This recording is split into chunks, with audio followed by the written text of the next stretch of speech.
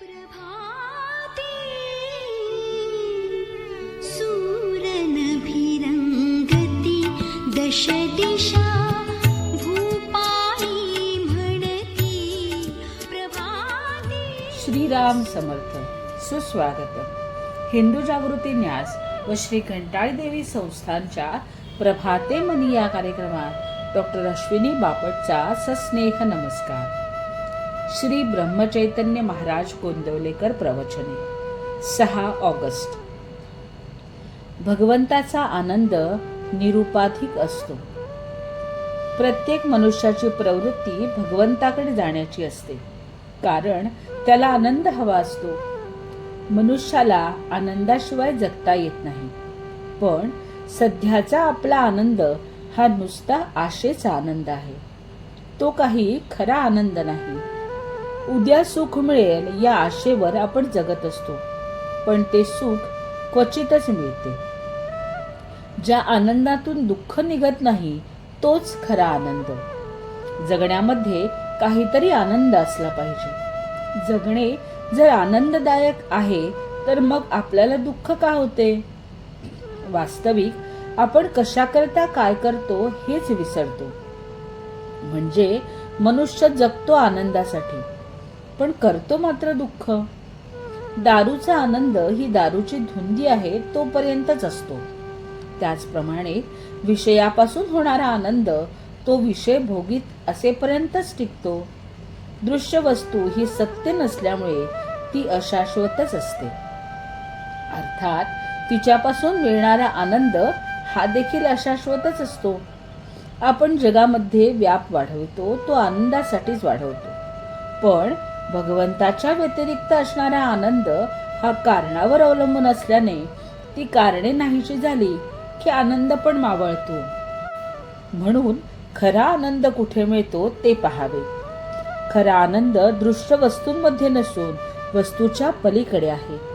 चिरकाल टिकणारा आनंद वस्तूरहितच असतो. म्हणून आनंदासाठी वस्तूच्या मागे लागणे बरोबर नाही. विषयाचा आनंद परावलंबी असतो, तर भगवंताचा आनंद निरुपाधिक असतो.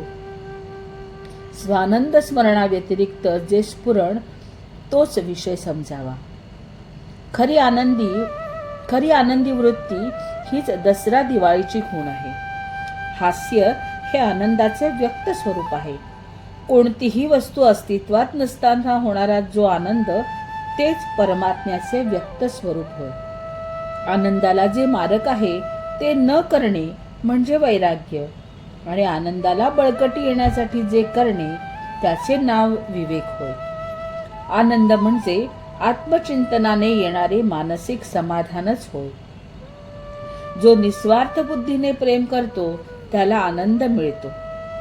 घेणारा मी जेव्हा देणारा होतो त्याच वेळेस त्याला खरा आनंद होतो. ब्रह्मानंद हा प्रत्येकाच्या हृदयात स्वयंभू आहे. वृत्ती वळवून तो चाखला पाहिजे.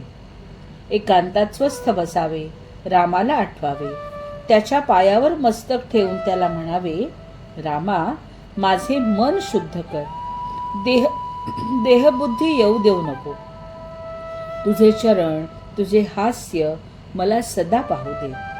तू माझ्या मस्तकावर वरदहस्त ठेव. रामाला प्रेमाने आळवून राम परमानंद स्वरूप आहे असे जाणून त्याच्याशी अनन्य होऊन राहावे.